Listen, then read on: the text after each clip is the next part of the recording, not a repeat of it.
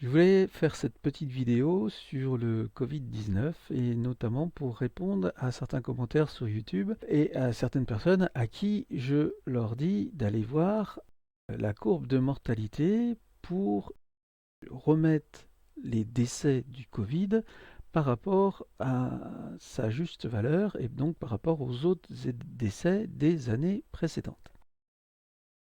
Puisqu'en effet, au niveau médiatique, le discours officiel a tendance à vouloir augmenter artificiellement le nombre de morts et beaucoup de gens ont dans l'esprit une pandémie qui touche vraiment tout le monde et qui est extrêmement mortelle. Or, c'est pas du tout le cas.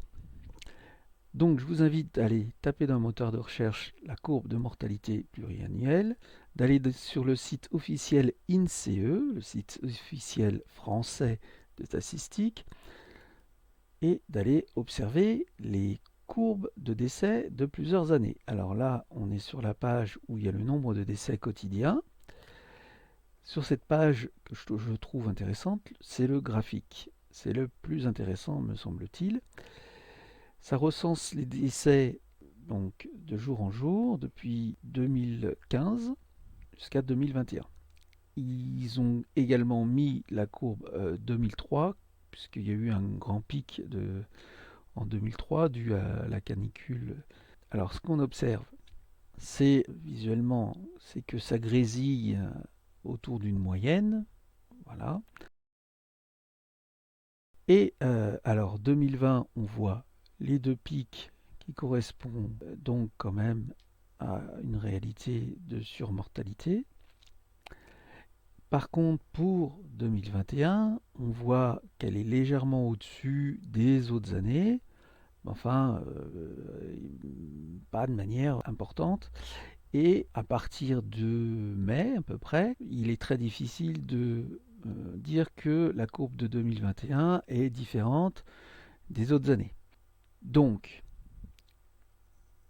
comment justifier qu'on reste dans un état sanitaire d'urgence avec des mesures liberticides sans précédent, avec des obligations vaccinales, avec un pass sanitaire, jusqu'à voilà, jusqu'à faire suspendre des personnes si ils n'acceptent pas la vaccination. Alors là, on n'a jamais vu ça, mais bon.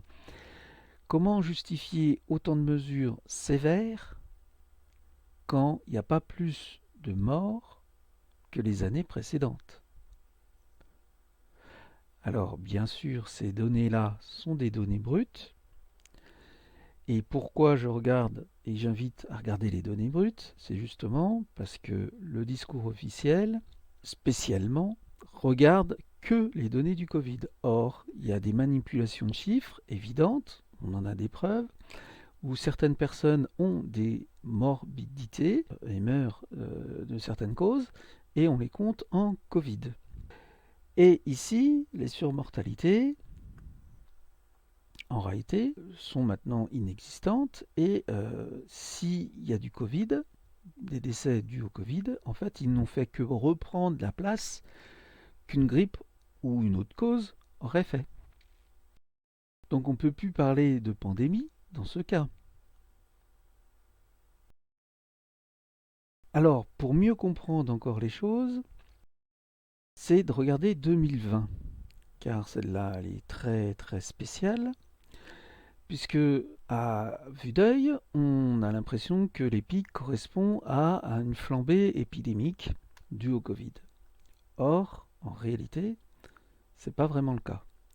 En 2020, il n'y a pas eu plus de décès en termes de proportion que 2015. Alors je dis en termes de proportion, pourquoi? Parce que en 2020, il y a plus de personnes âgées qu'en 2015. Et ceci est dû à la pyramide des âges, tout simplement. Puisqu'après-guerre, il y a eu une surnatalité, ce qu'on appelle le baby boom, qui est maintenant arrive en mamie et papy boom. Donc, fatalement, la nature fait que bon, il y a plus de gens qui meurent quand on est âgé. C'est comme ça, c'est triste, mais c'est ainsi.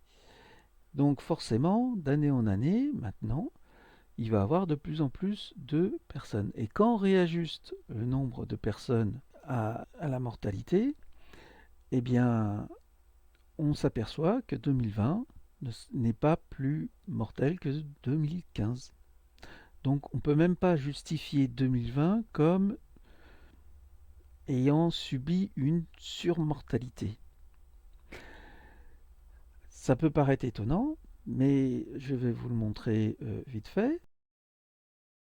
Je vous invite à aller regarder la chaîne Décoder l'écho, où c'est un statisticien qui a repris toutes les données et donc a remis toutes les choses en proportion. Il vous explique ça en détail dans 2 vidéos.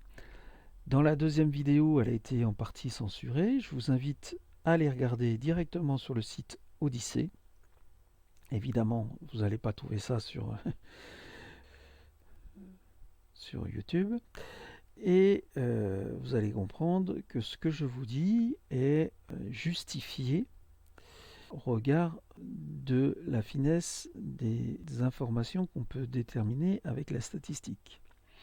Maintenant, on peut déjà arriver à comprendre les choses. Il suffit d'aller dans l'onglet tableau, on va récupérer toutes les données des courbes, année par année et jour par jour.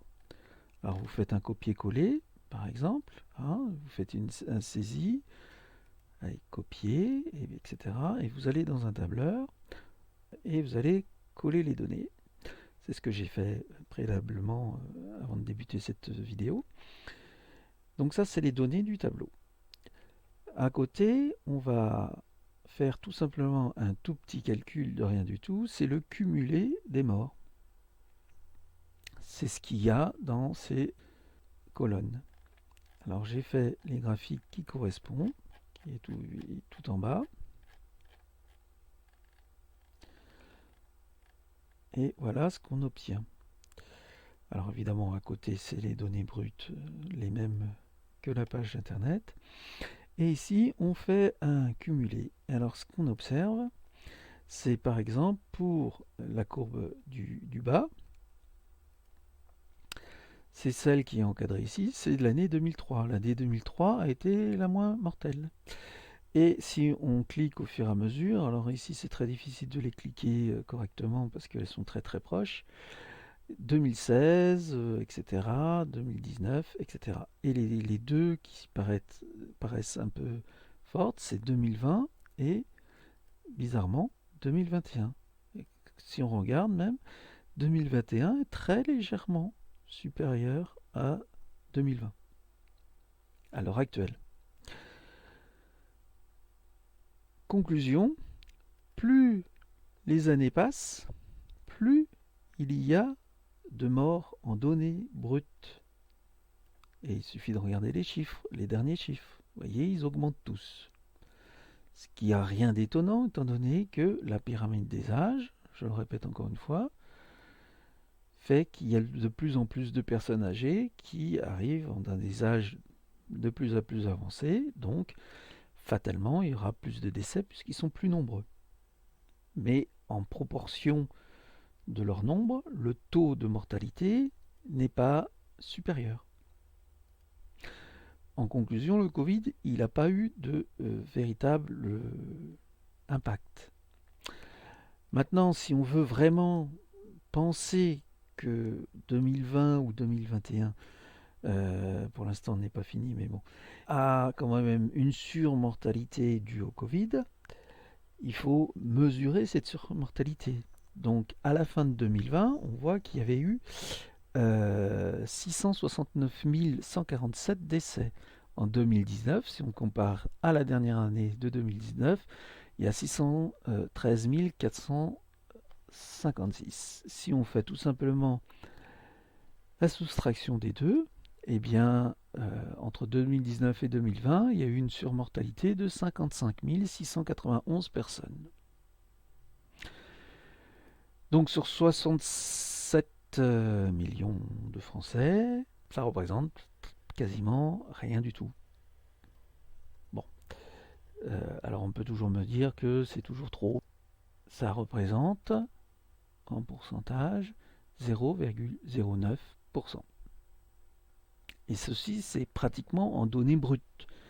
Car si on regarde normalement en 2020, il aurait dû avoir aussi une petite hausse. On ne peut pas prendre 2019. Il y aurait eu aussi une petite hausse puisqu'il y a plus de monde. Donc cette différence aurait été encore plus petite. Donc comment comprendre les mesures prises et l'intensification des mesures quand on voit qu'il n'y a pas plus de morts que les autres années?